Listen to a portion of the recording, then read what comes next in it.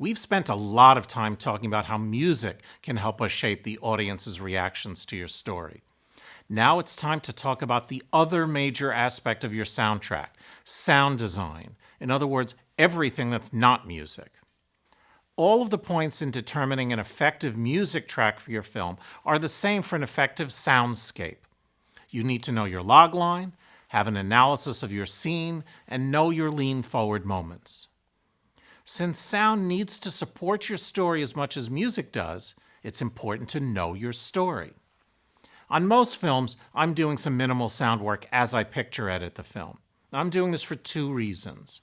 First, I have ideas on how sound can support the story.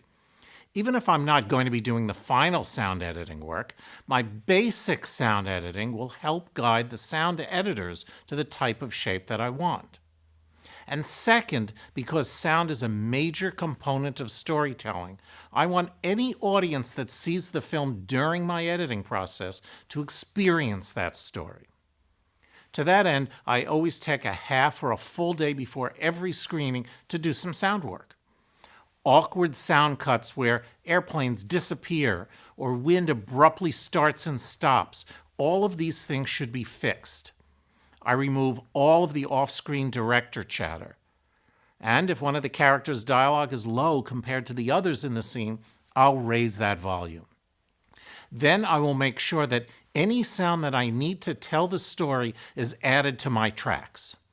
If someone reacts to a doorbell, I want to make sure that the audience hears a doorbell, even though the scene is normally shot without it. Some editors will take background sounds and just lay them on a separate track in their timeline. If we are at a party, they make sure that we hear people chattering in the background, what we call walla. This is a good start to sound design, but it's not very well considered. In our scene from Castles, we would look at the scene just as we did in our chapter on music. Then I would start to ask myself, what is the world that Joseph lives in? Is his office downtown or in a suburb?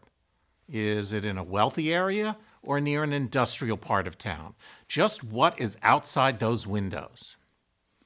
I'd also want to know what kind of office this is. Obviously, the plot tells us that the firm is in danger of going under because of Joseph's lack of creativity. So have they laid people off? So is the office outside this little conference room quiet? Or have they been trying to hold on to their employees? Is this a firm of 10 people, 20 people, 30? These are not questions that we can always answer ourselves. Your director or producer will, we hope, have strong ideas about these things. They will, I trust, have had to answer similar questions from their production designer or their cinematographer. This is part of what I call creating the world outside the frame. Your project may have only had the budget for 3 extras to walk outside that office, but that doesn't mean that you can't create the feeling that there are 30. Listen to what the scene sounds like with an office in a factory district.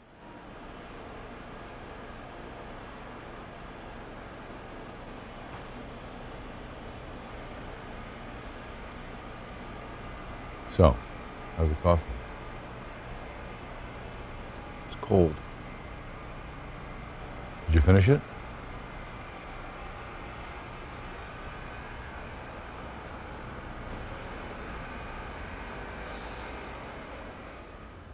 And now, let's listen to it if it's an upscale office in the business district. And remember that there's a difference between an office on the ground floor and one high up in a tall skyscraper.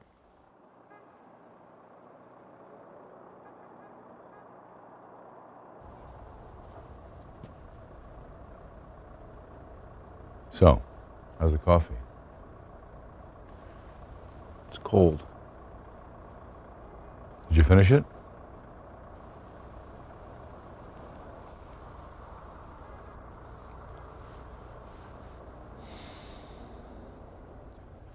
Let's add a helicopter and see what that does for the location of the film.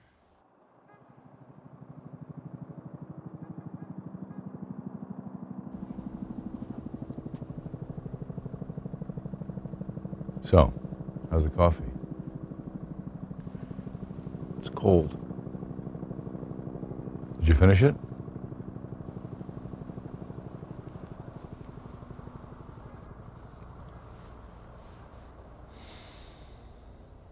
Nah, that doesn't really add any story to the scene. We know they are not in the country, but we already knew that from the traffic. So let's lose the helicopter. We'll talk about placing these sounds using volume levels in the next movie, but you should choose your sound effects that can be mixed low and still be heard enough to help tell your story. Like everything else that we've been talking about, audiences react to change. They may not know why they are feeling a certain way, but we as the filmmakers have intentionally used the craft to help them feel that way. Let's examine another type of change. Now, one of the changes that we've identified already for a musical change is the moment when we cut to the montage. Another one is when he gives up and we realize that Joseph has not succeeded, right here at our third marker when we cut to the wide shot of him alone in his room. It would be great to be able to change something around that last moment in our sound design as well as the music. To do that, let's try to create a difference in the sound design between when Joseph is in the conference room with his father and when he is alone in his room. Now, we never in the entire film see the relationship between these two rooms, so we're going to be free to assume that it's in a different area of the office, perhaps an interior office with no windows. Let's audition some sounds to hear what the differences might be, knowing that we want to accentuate Joseph's descent that we discussed in the scene analysis. Let's choose some office sound effects from a sound library that give the sense of an upscale office with about a dozen people outside who are trying to stay busy.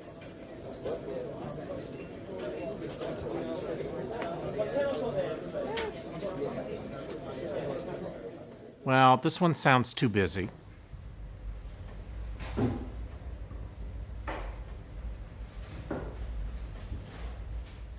This one sounds too quiet, right? Remember that we are looking for a sound that will contrast with the very quiet sound later on in Joseph's office.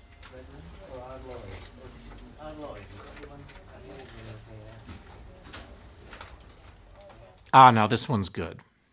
Now I'm going to skip down to the montage area in Joseph's office and try out some lighter office backgrounds. And also, let's add that busier office sound that can come in when Patton opens the door to come into Joseph's office.